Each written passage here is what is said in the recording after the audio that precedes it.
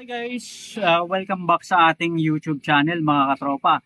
Isa na namang kwentuhan tungkol sa negosyo ng pagbababoyan. So ngayong araw na to pag-uusapan natin how to grow a pigs or piglets. Ito na mga katropa, marami kasi ngayon yung mga bagong henerasyon na talagang gusto nila yung makapasok sa pagnenegosyo. Inisa lagi sa madali nilang tingnan, madali nilang makita, madali silang maengganyo is yung pumasok sa negosyo ng pagbababoyang.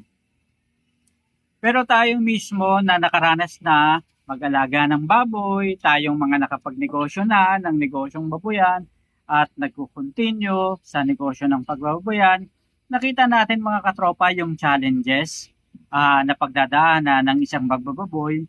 Nakita rin natin kung paano ba yung dapat gawin, dapat alamin, dapat pag-aralan, matutunan, para at least maging maganda ang kita, una, and ikalawa, yung experience natin sa pagnenegosyo. And wala akong nakita na negosyante na hindi nadapa sa pagnenegosyo. Halos lahat ng mga makasalubong ko, nakilala ko, nakausap ko na mga negosyante, nakaranas na minsan naloko sila sa pagnenegosyo. Kalawa is yung marami silang mali na nagawa. And sabi nga nila, charge to experience, it's okay not to be okay na magkamali, di ba? But malilimitahan natin yung mga pagkakamali, lalo na sa pagnenegosyo, sa pamamagitan ng pagbibigay ng mga dagdag kaalaman siguro, dagdag payo sa mga na sumubok sa negosyo na alam naman natin kung paano gawin. So, ngayon mga katropa, para makapagsimula ng isang negosyo at makapag-alaga ng baboy, lalong-lalo na ng piglets, number one, dapat muna nating alamin na kaya ba natin, simulan nating alamin yung pagbabudget na magkano ba yung ilalaan kong puhunan para mga katropa, makapagsimula ako sa pagnenegosyo na katulad nito. Mahirap naman kasi yung sugod lang tayo ng sugod nang hindi natin pinag-aaralan. And sa bandang huli, mapuputol tayo sa gitna. Naranasan natin yan sa maraming pagkakataon, pero kailangan na rin nating bumangon kasi kailangan nating makabawi. Ang negosyo ng pagbababoyan, laban lang ang concept niyan mga katropa, in ipon-ipon challenge, ipon-ipon system. So, ang payo natin dun sa mga bago at nais pumasok sa negosyo na katulad nito, number one talaga, pag-aralang mabuti. Ikalawa is mag-budget.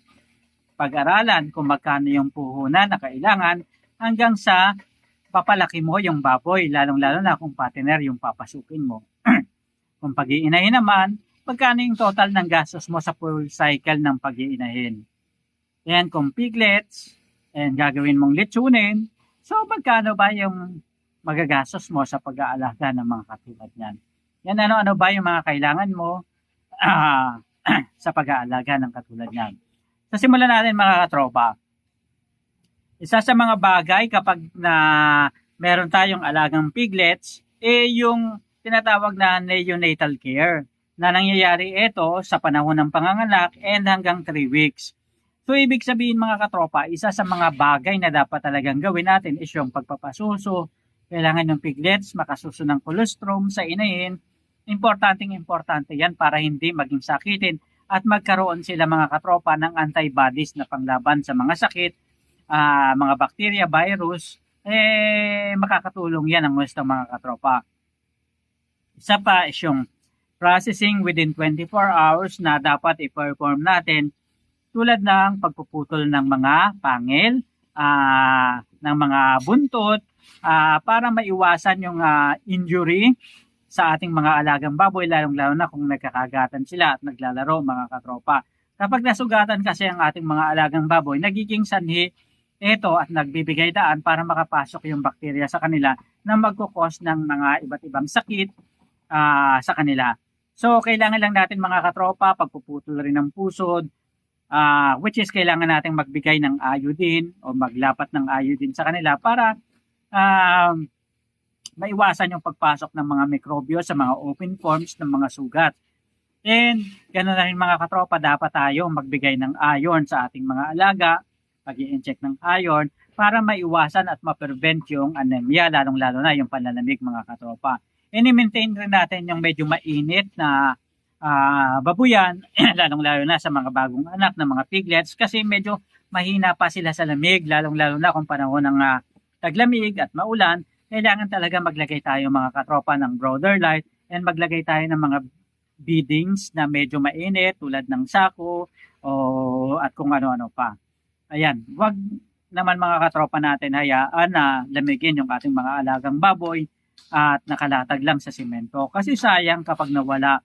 Imagine ilang buwan na pag-aantay bago nagkaroon ng ganyan ang ating mga ng piglets, ang ating mga alagang inahing baboy. Now, kailangan rin natin mga katropa na pakainin ng wastong pakain ng ating mga alaga para at least mabilis lang lumobo, mabilis lang lumaki. Importante mga katropa yung nutrition. Although yung mga piglets natin is sumususo sa inahin, within 1 week pa lang mga katropa. Within 1 week, natututo na rin silang kumain. So dapat tutukan na rin natin yung health at kalusugan ng ating mga alagang baboy.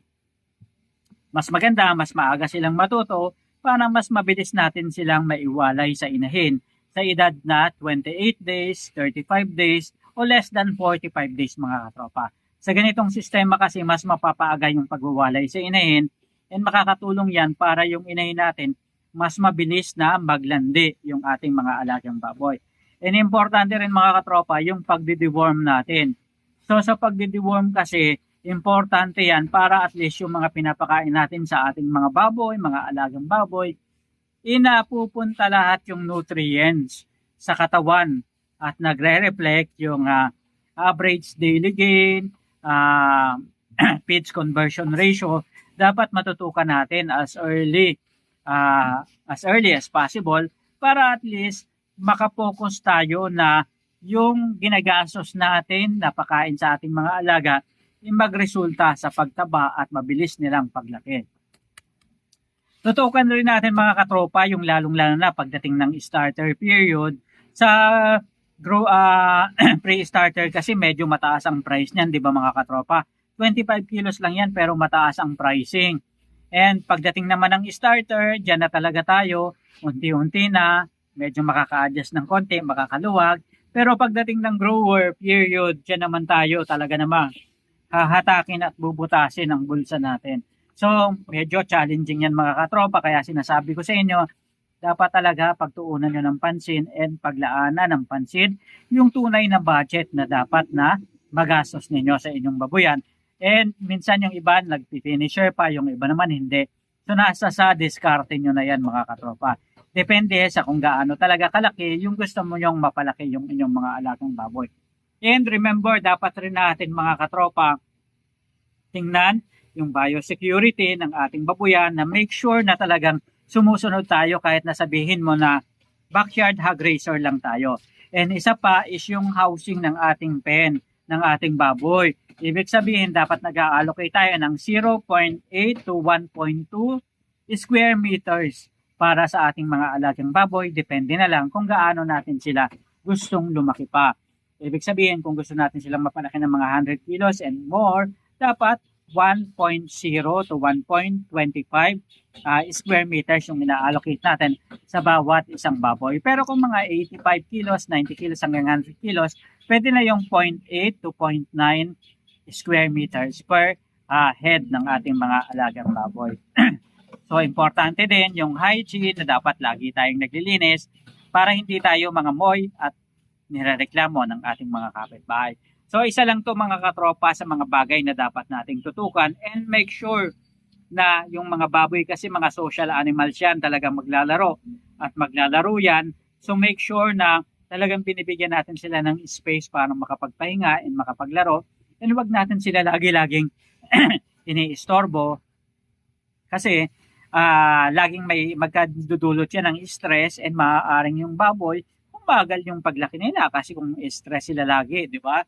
So kaya make sure na yung babuyan natin is safe, ligtas, and hindi bahain, para hindi man naman sayang yung ating investment sa pagnenegosyo ng baboyan. So ito mga katropa, yung mga bagay na dapat nating tutukan kapag tayo ay magsisimulang mag-alaga ng baboy, lalong-lalo na kung magsisimula tayo ng piglets to fattener mga katropa.